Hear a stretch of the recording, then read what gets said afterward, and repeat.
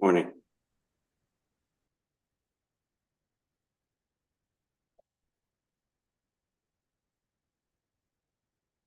Good morning. With the help of Hashem, we are learning Yerushalmi, Shvi'is, Perek Ches, Halacha Zayin, and Halacha Ches. We're learning Daf Samach Ches. We left off on Daf Samach Ches, Amud Aleph, all the way on top of the Amid. We're dedicating our class to the merit of all of the IDF soldiers and all of the Eden that are living in Eretz Yisrael. May they be protected. Amen. So we just learned on Daf Samach Zayin, Amud Beis, a Braisa that speaks about someone who has a sela, just as an example, of Shvi'is money. The person wants to buy a shirt. As we learned, money of Shvi'is may only be used like Shvi'is itself for food, for drink. You can't buy shirts with it. You can't buy garments with it. So we had this whole thing that he goes into a storekeeper. Obviously, there has to be a rapport between them because the storekeeper is going to be doing him a favor. He buys food. Now the Kedusha went into the food. The money went out l'chulin. Then they flipped them. They go back. He gives them back the food. He gives them back the money. What we're going to take off now on the top of the Amud of Samaches is that we're going to learn about various Amiroim. Same issue that they had Shvi'is money. They're trying to use it ba'oifen hamutin and not ba'oifen ha'asur. And what they did to make what they're doing something that's permissible. The main issue today before the Mishnah will be and not using money to pay down a debt. Now the new Mishnah, which is the final Mishnah in Perek Shmini, Halacha Ches, will outline some of the prohibitions or some of the prohibited uses of funds of Shvi'is. And if a person violated and used Ma'oi Shvi'is where one should have not, then in certain circumstances is going to be a penalty, a knas. The Mishnah will give other circumstances in which there won't be a knas. What will be fascinating in this Mishnah, which by the way will take up the entirety of Samaches Amud Aleph, is that Rabbi Akiva was a Talmud of Rabbi Eliezer. And even though that the Mishnah quotes whatever it is that they're quoting B'Shem Rabbi Eliezer, Rabbi Akiva tells the Chevra, you're misquoting him. What you're saying, he did not say. And in two cases, Rabbi Akiva did not say what he did say. And as we'll see in the Gemara, there are two reasons for that. Either because what he said was something very chamur, which by the way fits Rabbi Eliezer, Shamuti, Talmud of Beishamai. However, there are other ways, as we'll see in the Gemara, of knowing, we found out later, that Rabbi Eliezer was extremely lenient. And therefore, Rabbi Akiva didn't want to quote the leniency of his teacher, which this whole thing is fascinating. Just quote what your Rebbe said, but we'll speak about it more when we get there. On Daf Samaches Amud Beis, let's see how far we get. We're going to unpackage the Mishnah. We will also have a discussion that comes up every now and then about the Kutim, whether the Kutim who converted, whether they are called Geirei Arroyos, Metan Aleph, that means that they were converted under duress, and therefore their conversion is not a conversion, whether we consider them converts, what their status is, even if they were considered Jews or not. We all know already many times that because of their rejection of Torah Shebal Peh, and therefore at times they only interpreted verses literally, which is not what God had in mind. For example, when he said "Lifnei Iver Loisit and Mitchell," so even in those mitzvahs, even during the times in history where they kept certain mitzvahs, they would not care if they'll do something that will trip up an innocent fellow, and that person might violate something. So even when they ate kosher, you can't buy their meat because they don't have a problem selling a Jew nevelos utrefus, etc. And we'll see how that will play into our sugya. And again, we'll see how far we get with the great leniencies of the Tana Rabbi Eliezer. Let us start on Daf Samaches Amud Aleph.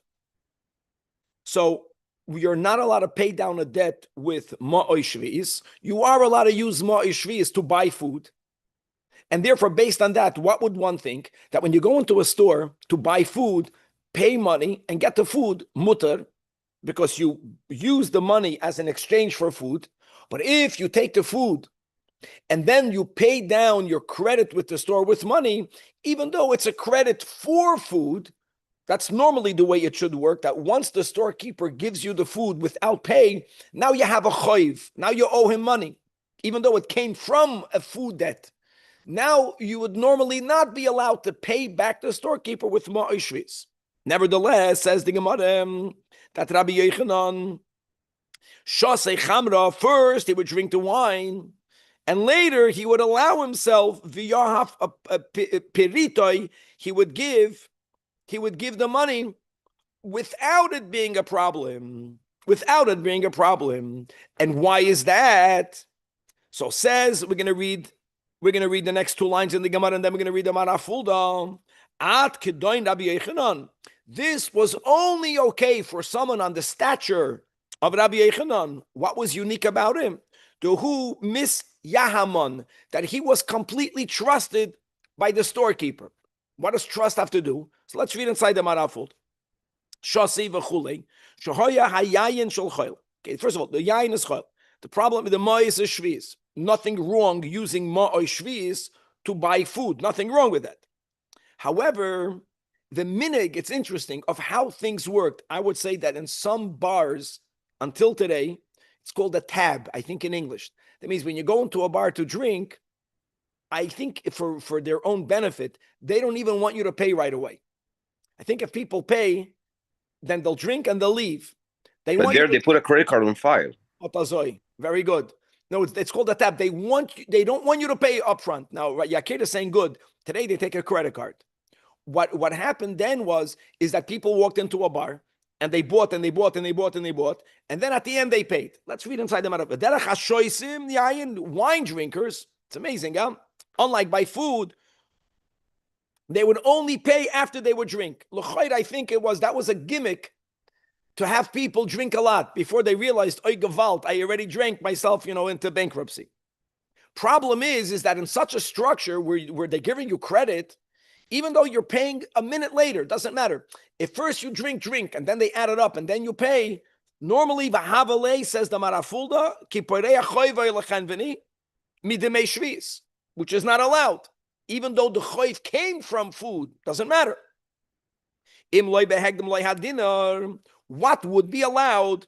Either pay the money before or bebasachas at the same time. I don't know exactly how you define the same time, but literally the same time. So first of all, interesting culture, how it worked. Now, Rabbi Yochanan didn't want to deviate from the norm.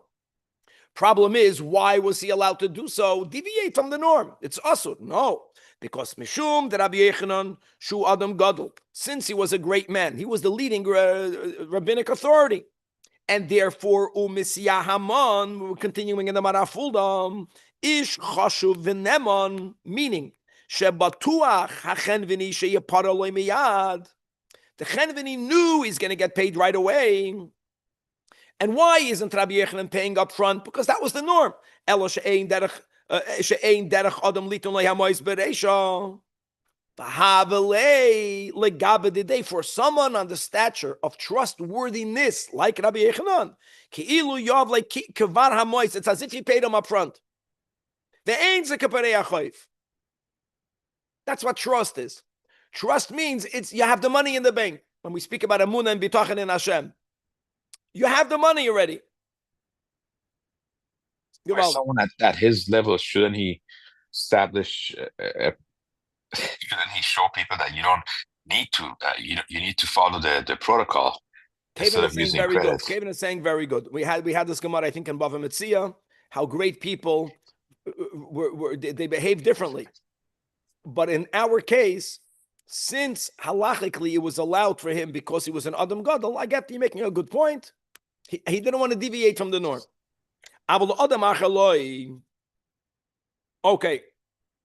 Now, I can, before we read in the Gemara, let's keep it. There's a couple of steps over here. Rabbi Yochanan is on the top. He didn't even have to show them the money. He was complete trusted.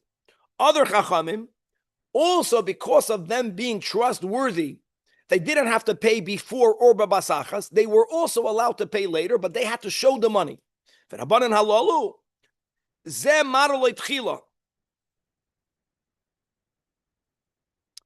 you show the money, you see, I have money with me. Maybe that's like a credit card. Maybe not. I don't know if they swipe the credit card. It's like, I'm good. They don't swipe the credit card, huh? That's like showing the money.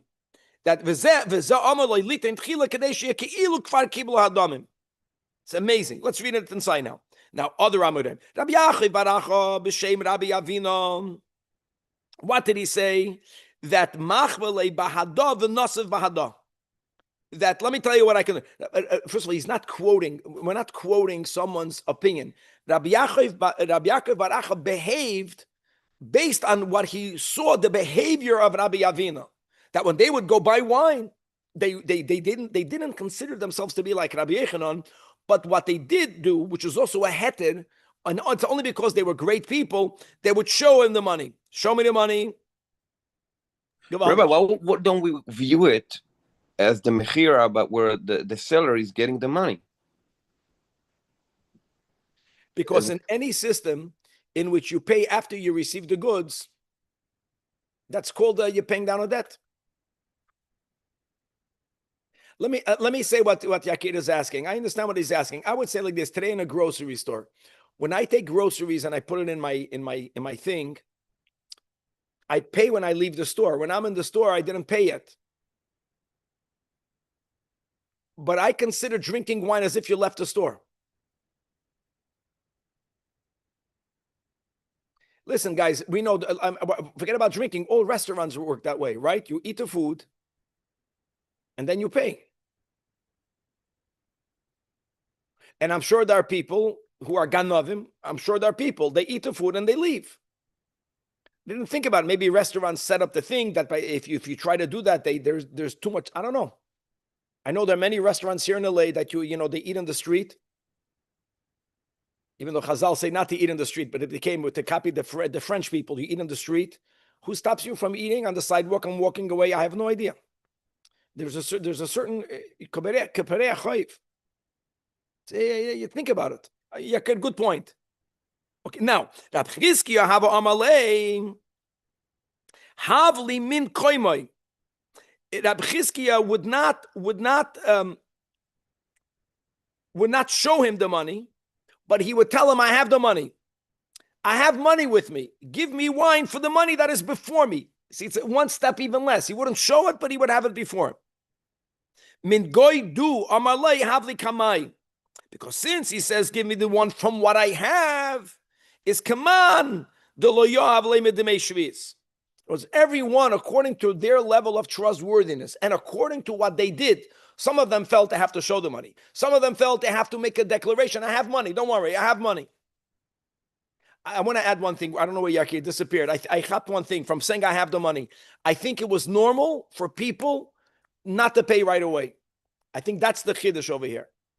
I think today in the eatery businesses here on Pico, wherever people live, no one is allowed to leave the restaurant. I think I'm not allowed to leave the restaurant.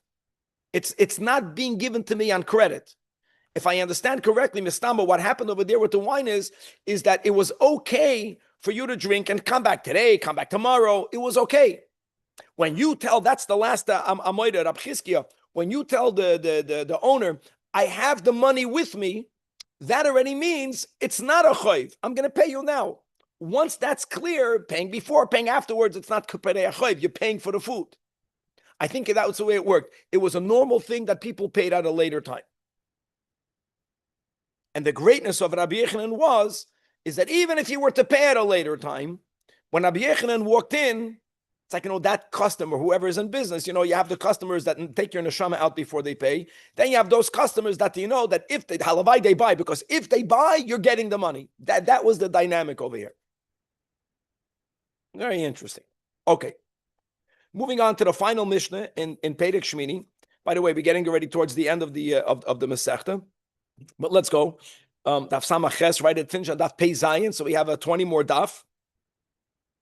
First of all, again, reiterating certain consequences based on the rule that the money of Shvis can only be used for food items.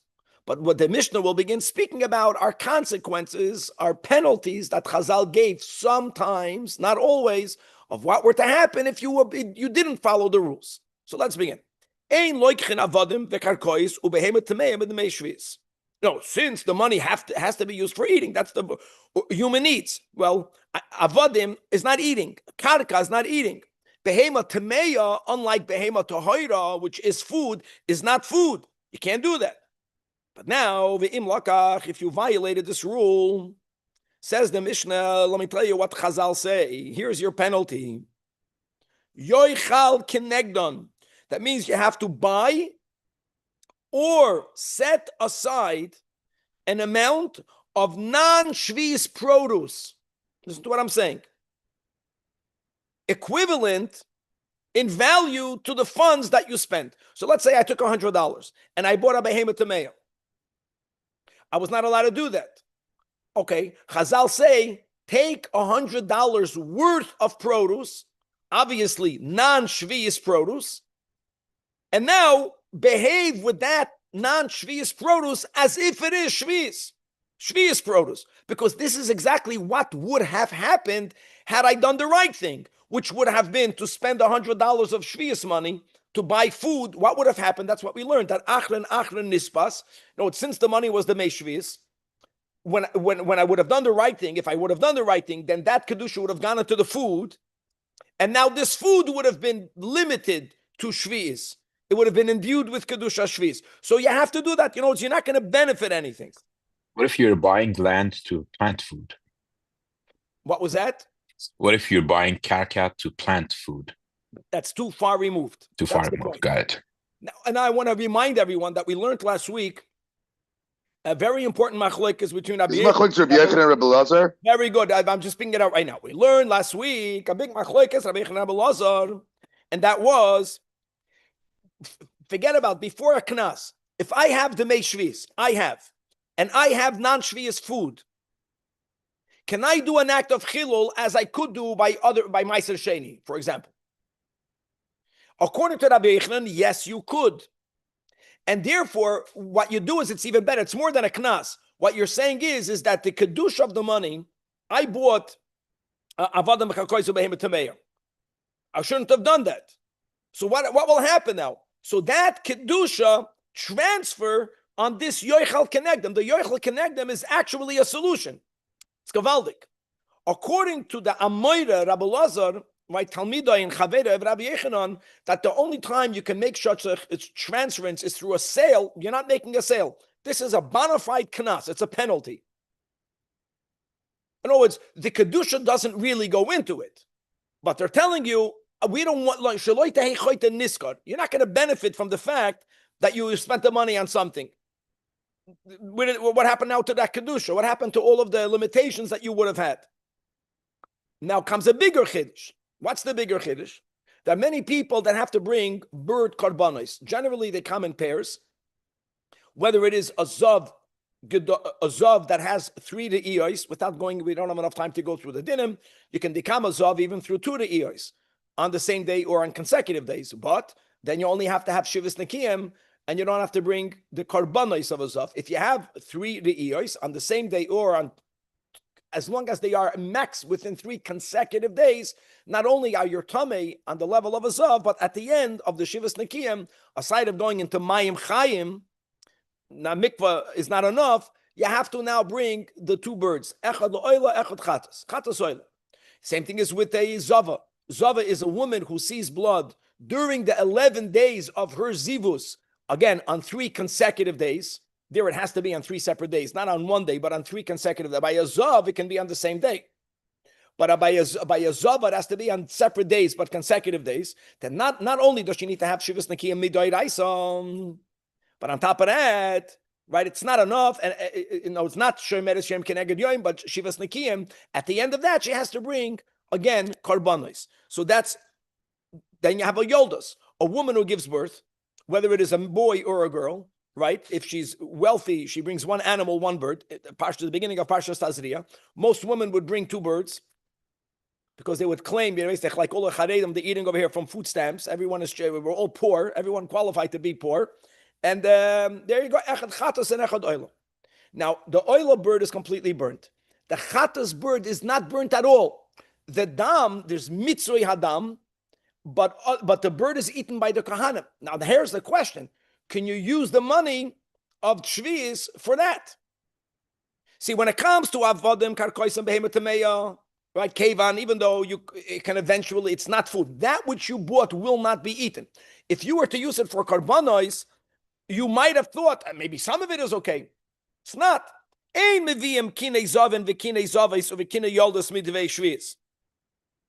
not allowed to do that. Now, why is that? So let me go with the Pnei Moshe. The Pnei Moshe says very simple, in the middle of the Amit, because anything that you are obligated to bring, there's a rule, and I'm reading the words of the Pnei Moshe, Lefi shehem devarim shebachoiva ve'einon bo'im ela min hachulin. I don't care if the chatos is eaten. That's what the Pnei Moshe says. The Rashirilio says different. He says no. He says since you buy two birds, one of them is an oil. The oil is not going to be eaten. You can't do that. Just because some of it will be eaten, some of it may not be eaten. So that's another reason. Both reasons. They can agree with each other. Maybe what's the ikar reason? Yeah, Danny. But any carbon has part that you eat and part that you don't. Even a shlamim, you don't eat the whole thing. There's always a part that's going to go on the mizbeach. The reason why we say birds, Danny, I'm happy you're asking that. The reason why the Mishnah gave an example of birds is because at least the bird chatos is completely eaten. Masha enkin, other than the oila by animals, all the other karbanos, you're right that part of them are eaten, whether by the kahanim or by the kahanim and by the owners, but part of them are burnt on the mizbeach. At least some of it is not going to be eaten. Yachap. Here, you would argue it's completely eaten. Nevertheless, you can't do that. Now again, vim hevi. But if you did it, yoichal kenegdon, the same type of penalty. But I want to say something that we mentioned before, even according to Rabbi Yochanan, that lishitos soy, when you bought chulin of a karkois. Okay, so we're saying it's not just a penalty, but Ataka solves it, because you're going to say that the kedusha of the original money should go now into the food. Here you cannot do that, because you bought karbanos. The kedusha of karbanos cannot become mechulal. You can't remove it from. Here it's a penalty. L'kula alma, it's a penalty. It's great. If money has a certain sanctity, yep. Why can't it just be combined with more sanctity of something else? Doesn't work that way. He's asking a stomach. He's saying that here sanctity doesn't work that way. It's different types of holiness. On top of the fact that you were not allowed to use it for that. So it's a penalty. You had money. You had to buy it for food that you can eat. You're using it for something that you anyways had to bring. You were not allowed to do that.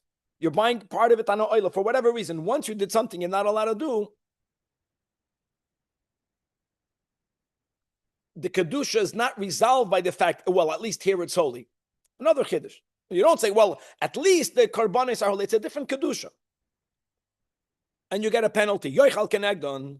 It's not the end of the world, yoichal kenegdon. You're not getting beaten, but yoichal kenegdon. In other words, you're not getting any financial gain by it. You're not going to gain financially. Now comes another nuances. Ein sachin kelim b'shemen shel shvis. You're not allowed to smear utensils. Now, even though, guys, I'm allowed to anoint my body with oil.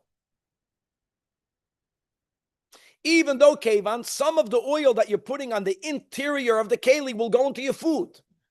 But that's not okay, because the main purpose of anointing utensils was to strengthen them. You can't use it to build kelim, even if some of it will end up being consumed. And here again, v'imsach yoichal kenegdon. Now I want to say something else. That, again, Danny, Rabbi Yochanan, even according to Rabbi Yochanan, and I'll tell you furthermore, that oil that you put in the keli becomes absorbed in the keli. Even according to Rabbi Yochanan, that says that chilul is an effective tool when it comes even to shvi'is, that's only when everything is be'en. So you have here, and I have here. I can say, may the kedusha of this go into that. Shemen, that's nivla, b'toich ha'keli, is not be'en enough for it to be transferred through chilul. So again, even let Rabbi Yochanan over here, it's a knas. In other words, the Mishnah is giving all these examples. Now comes your machlokas. Comes a case that if you have a hide, not a keli, a hide, and you smeared it with shvius oil. So everyone had a tradition that Rabbi Eliezer said Now here comes something powerful. Yidalek. The hide has to be burnt. Now, we never had such a knas before. So what's the yidalek? So first of all, I want to read inside the Rashi. There's many different approaches. The Rashi is on top of the left column. Says the Rashi yidalek, burn it.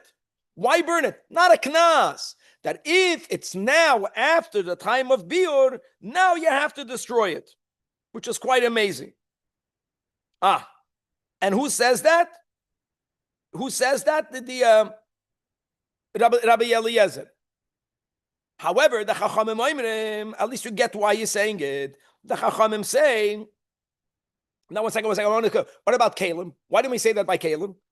Because by Kalim, when you smear oil on Kalim, we're speaking about the old-fashioned earthenware utensils, all of it became absorbed. None of it was discernible. That's what the Pnei Moshe, it wasn't nikar. So first of all, Yochel Kenegdon, don't forget, you're getting penalized. On top of that, by the keli, the oil gets absorbed. You don't see it. Say that you can use the keli. You paid your dues by Yochel Kenegdon. But by an oil, since the oil doesn't get fully absorbed, that's what the Pnei Moshe says, that it's nikar more than on kelim. So if it's after the time of biur, yidalik. The Chachamim Oimrim, that oil only Yochel Kenegdon. The Chachamim say, no, nikar, not nikar. You get penalized, Yochel Kenegdon, but once the oil was put on the hide, it also gets somewhat absorbed. It's not like you have oil in a keli where if it's after the time of biur, you have to get rid of it. We don't penalize you by saying, oh, we see the oil burn it, but you always look, Yochel Kenegdon is according to everyone. Which means that let's say that the oil, let's say, was worth $100. So I used it for that which I shouldn't have. So I take $100 worth of non-shvius produce, and I make a declaration that this now will be like shvius, which is what really should have happened. So I'm not benefiting. And now that $100, that after the biur, I'll have to destroy. In other words, I didn't wiggle out of the limitations of shvius.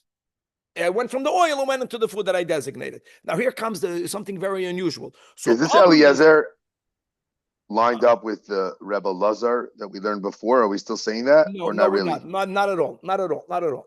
It's independent. Danny's making a good point. I'll tell you why it's independent, because I mentioned that even according to Rabbi Yechanan, since the bulk of the oil is nivla, more nivla, less nivla, it's not be'en enough for you to make chilul. In other words, what Danny's trying to say is, why b'chal would you have to burn it? According to Rabbi Yechanan, since you do once yochal kenegdan, you do a chilul, so then the oil is no longer holy. First of all, if the oil is original shvius oil, but when you drink the wine, it's also not be'en, right? No, once you drink it, you can't do chilul and a chanami. The point is that the only time where the noise kalim here bringing Rabbi Yechon and Rabbi Lazar is in the first case of the Mishnah by avodim kalim and avodim karkois and behemoth tameya. Okay, let's go right. Now comes in the chiddush. Amru lefnei Rabbi Akiva. So Rabbi Akiva was his student. So it's amazing how these things happen. Very few times it happened that people were quoting Rabbi Elazar and they were wrong. When Rabbi Akiva heard that they were quoting that Rabbi Elazar, his teacher, said that Yidalek was speaking about the hide. Amru ahoya oimer hoya Rabbi Eliezer that oir shesachi b'shamin shel Yidalek. When Rabbi Akiva heard what they're saying, Amar Lahem, Rabbi Akiva told all the chevra, shtoiku, no, be quiet. Lo yamar lachen, lo yamar lachem ma Rabbi Eliezer amar boy. Quiet means you're quoting him wrong. Now, normally, make a correction. So what did he say? And I will not tell you what he said. Now, why would it not? First of all, what did he say? And why will he not tell us? First of all, it keeps everyone awake. That's the first thing. Everyone right now was half asleep, woke up. Like, why wouldn't you do that? I don't know if there's another place. I don't know everything on that level. But I don't remember ever learning such a thing in a Mishnah. Correction, yeah. But to make a correction and to say, but I'm not going to tell you what he said. So look inside the Maraful, the 9 lines from the bottom. Shtoiko, Rabbi Kiva Kibel me Rabbi Eliezer Rabbi. He's already quoting one version in the Gemara that Rabbi Eliezer was actually very lenient. Now, it makes sense why you wouldn't want to say such a big leniency, because the advantage of learning the Mishnah the way it is when people learn it, they see it's not worth it to play shtick. I did it already. Post facto. No, you got to pay a price. Your dalek is a good thing. At least yoichal kenegden is a good thing. Once someone is very lenient, it would make sense. That's what the Manafuld is saying, that we'll see actually in the Gemara, it's min hakotze lakotze, that others had a tradition that Rabbi Eliezer was very machman. And maybe l'chvoidei of his teacher, he didn't want people to completely reject Rabbi Eliezer, who was already rejected over and over again. Let's go weiter. Of another case where Rabbi Akiva, hearing something b'shem Rabbi Eliezer Rabbi, said, "Be quiet, but I will not tell you what he said." Now we're going to a complete different topic. That ha'oichel pas kuti ka'oichel b'sar chazir. So we just had last week b'kitzer the sugya of pas palter. Let's remember, Chevra, that if we're going to consider the conversion of the kutim to be a conversion under duress and therefore not a conversion, max, they're goyim. Okay, we're not speaking about goyim making bread normally. Bidvarim ha'asurim. We're not speaking about that. We're speaking about the Rabbanan. So you would think that if you're going to have pas kuti, the worst is you're having a isur d'Rabbanan.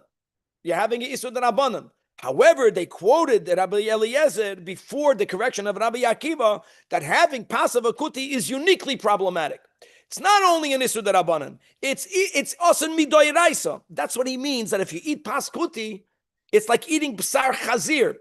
Now, I just want to say, what would be the b'sar chazir?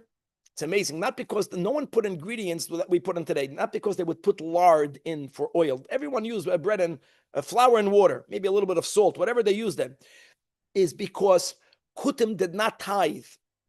And because of their not caring, like we mentioned in our intro, like we had in Chulin, Lifnei Ever, Lisit and Mitchell, they wouldn't care if a Jew would eat untithed produce. Tevel is asan midoiraisa. That's the meaning of sarchaz. But that's considering them Jews, right? I mean, if they were goyim, then you wouldn't have an issue. Considering them Jews. Well, actually, there's a machlokes of Tanoim Dani, whether kinyan of Akum, Be'eretz Yisrael, if it's mafkia midei maisres, goes into that. So let's go that they're goyim, but he holds that the ownership of a goy in Israel does not take away the chefza dika kedusha in Israel. Produce has to be tithed. The midoraisa though? Midoraisa, yeah. If you say that, then the land, whatever grows in Israel has to be tithed midoraisa. Absolutely. Okay. All right, didn't we also have opinions that the shechita is kosher? Yeah, and chulin. Yes, we did. Yeah, yes, we did. That's what we learned. That was that whole sugya there, that if they eat it themselves, yeah, they can eat it. If they don't eat it, you can't eat it. Yeah, Rabbi Mendel, you were saying something? Fascinating that a lot of bread. We wouldn't be allowed to eat the bread on a biblical level. Here also, Rabbi Akiva told the Chevra, Shtoiko, be quiet. No, it's first Aleph, you're wrong. He didn't say that. And I won't tell you what he said. But I'm not going to tell you what he said. And here again, let's go with Tamara Fulda, 3 lines before the bottom, because he was very lenient. We'll see about this in the Gemara. Right. Now, even though the Mishnah began by telling you the rules, that there's a penalty, says the Mishnah, there are cases in which there was no penalty.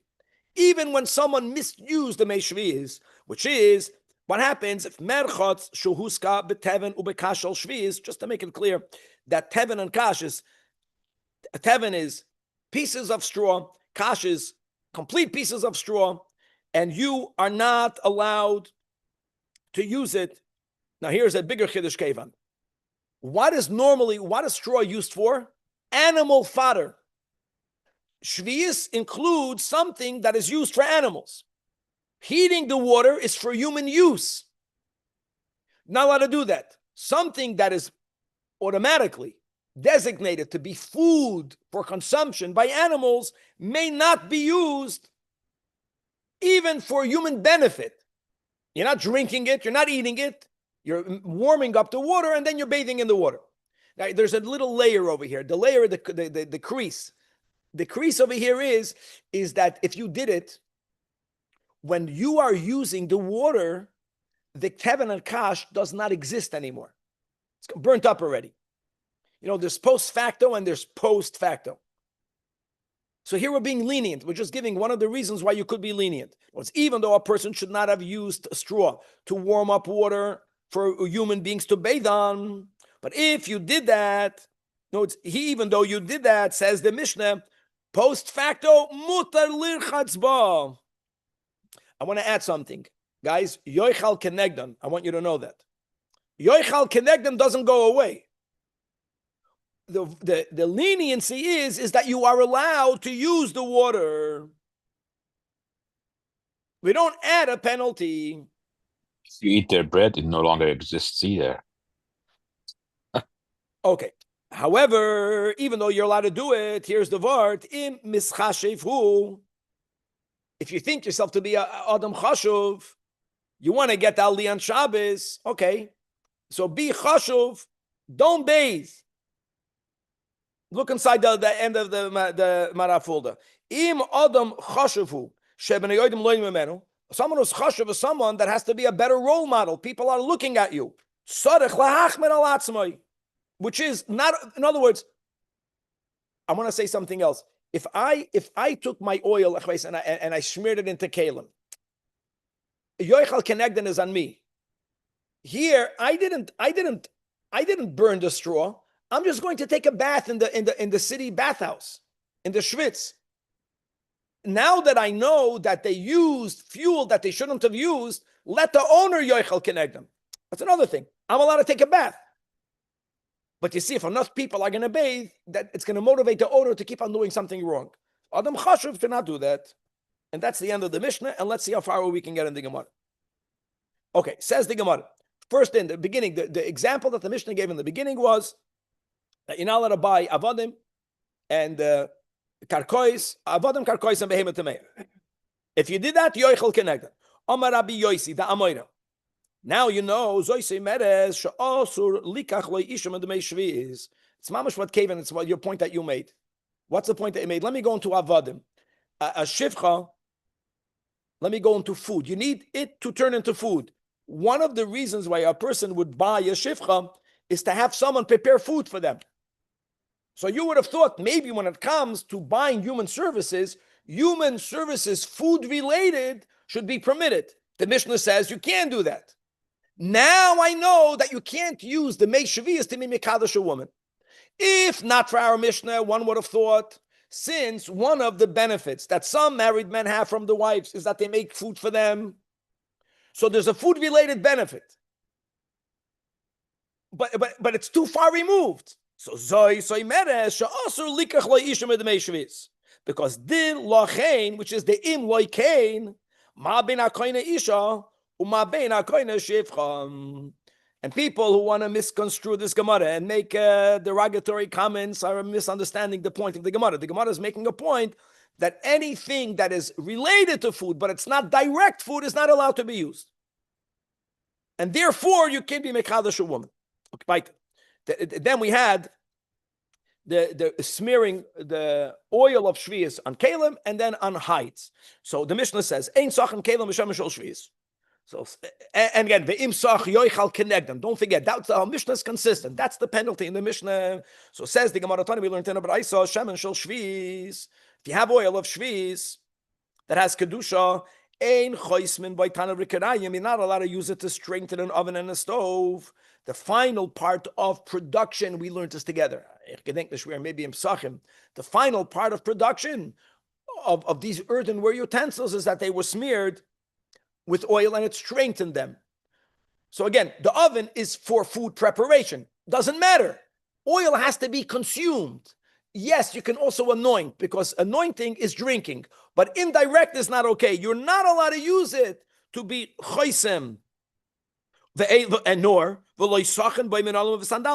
just to know, mineral is soft, sandal is hard, just in the holy tongue. You're not allowed to use it. At the end of making shoes, they would smear it with oil. Same reason.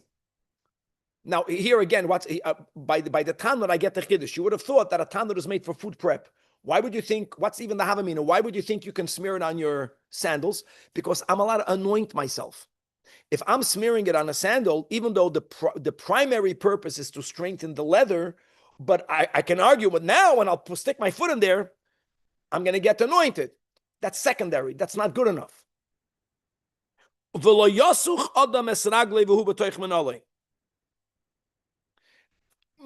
than that. Look at me. I have a brand new sandal. It needs to be smeared with oil in those days. So you know what I'm going to do? I'm going to put my foot in the sandal.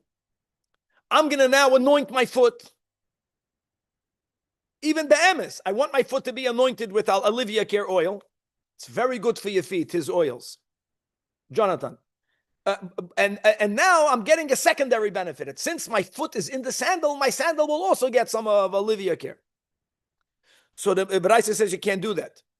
You know what you could do? You smear your feet with oil. And then you can put it in the sandal. That's already okay. Even though we know that some of the oil will go into the sandal. Olivia Care is so good that it goes into your foot and there'll be nothing left for the sandal. It's 100% used for human. But that's not. You can first smear your feet and then look at that. You could do that, or you can then put it into your sandal. Similarly, a person can put oil on himself, and then umisagel, and then he can roll around on a kot vilaya. Kot vilaya is a piece of leather. Again, I'm not allowed to put it on a leather. Like I want to get the oil all over my back, but my hands don't reach all the way down. So I put some oil here and there, and then I can roll on the leather hide, even though some of the oil is going to go on the leather hide. This is like I can put it on my foot and then put it in the sandal. And I'm not violating anything wrong with that. Now, in other words, there isn't even a maras ayin. However, not the other way around. You can put it al gaba tavla, and then lo yitnen al gaba tavla shoshay shli sagelbo. You can put it on marble and roll on it. Now, by the way, a marble absorbs the least. For sure, you can put it on hide and roll on it. Just the other way around. But you can't even first put it on a tile of marble because a little bit will be absorbed. But here there's a machlokes. Here, Rabbi Shimon Gamliel says that you can do. Since it's a very small amount, again, I can't, you understand, on hide, I can't put it on the hide and then roll on my back on it because it strengthens the hide, even though I'm also benefiting from it. The other way around, I could do it. But when it comes to marble, since it absorbs very little, machlokes tanoim. Let's go weiter. Now let's begin with Rabbi Akiva. So in the case of the kalim, in the case of the hide, so we quoted Rabbi Eliezer says you got to burn it. Let's go with the Rashirilio. After the time of Biur, since more oil is discernible more than on kalim, a side of Yoichal Kenegdan, you got to burn the hide. You got to do Biur. And Rabbi Akiva says, no, he didn't say that. I'm not going to tell you what he said. So the Gemara got curious. So indeed, what happens if if a hide was smeared with oil, which you shouldn't have done? Ma Oma by Rabbi Akiva. Ma Rabbi Eliezer. It's as if the Gemara is taking it as a given that when Rabbi Akiva says, I'm not going to tell you, he wanted people to find out. I think that's the best way of teaching. Right? Like you would say, if you didn't want to say, I'm not allowed to know. No, because whatever we're not allowed to know, we want to know. That's the way you motivate people to want to know. So there's if you don't know, I'm not telling you. So good this. That's the best way to teach. To tell a Talmud, it says that, and I'm not going to tell you what it means. Some Talmidim will say, perfect. You don't want to tell, we don't want to know. But that's not the way it's meant to be. So here's the machlokes. Omar Rabbi Yosi. You know what Rabbi Eliezer says? Not to burn the hide, to burn the person. That's why he didn't want to quote him. No, he gave a curse. Now it makes sense why he didn't want to say it. He was very kanoi. On the other hand, and that's what Amarav Fuld is quoting, then he's very excited. 1 second, but if you hold that, don't you also have to burn the hide? No, because it got absorbed. You have to burn the person. Yoichal Kenegdan.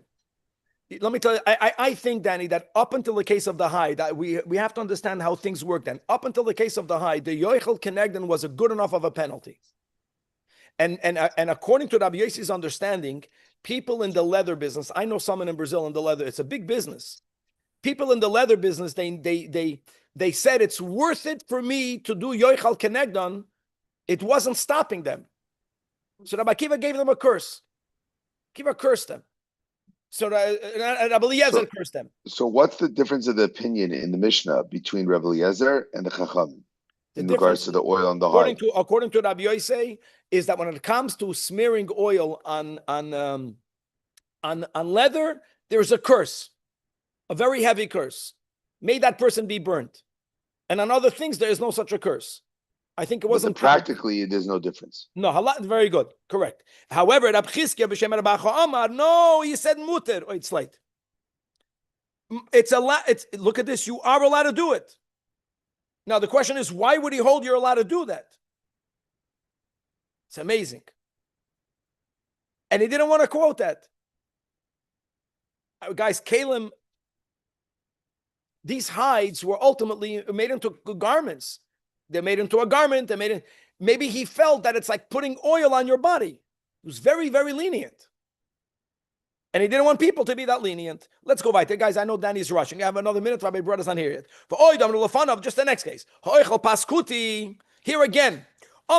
First of all, he's saying that it's worse, that it's k'oichel psar chazir. So Amar Rabbi Yossi zoyse meresh she'asur likach bita shel am haaretz. You're not allowed to marry daughter of an am haaretz. Why is that? Because let's go to the way we define the am haaretz as someone who's not zoyden trumas u'maisres.